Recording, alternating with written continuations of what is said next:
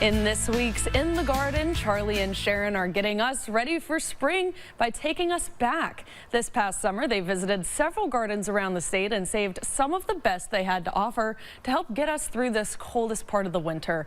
This week, we start at a Von Trapp garden in Waitsfield with a beautiful and bountiful classic garden border.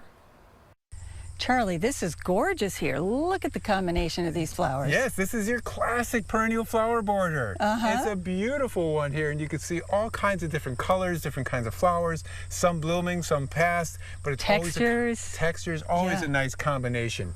It's always good to think about when you're creating a flower border, which way it's going to be looked at. So this was primarily going to be looking towards us, so the tall stuff is in the back. So the ectia, or the black snake root, is back here. And this is just getting ready to bloom. Just getting ready to bloom. Yeah. And that's a rudbeckia just getting ready to bloom. But further down you'll see the meadow rue, those beautiful kind of airy purple colored flowers that the bees are loving. Yeah, those are a really nice one to have on either end. And that tall one is actually that has kind of a lime green color. That's a nicotiana.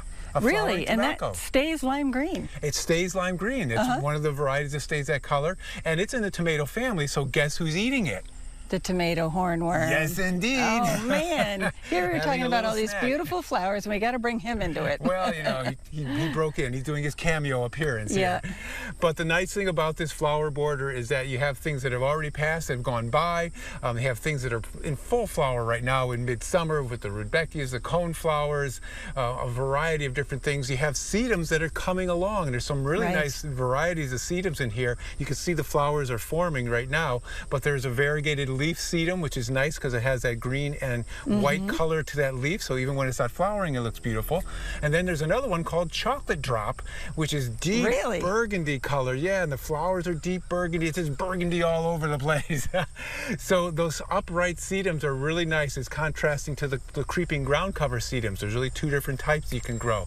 So having those flowers in here, and the way that this is arranged is so nice because you get to appreciate each cluster of flowers. There's not just one flower, but a group of flowers.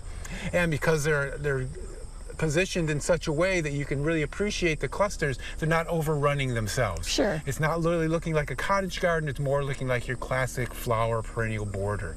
And so this is just a great thing to be inspired by, to think about when you're thinking of putting in a border or maybe changing up your border around your house this year.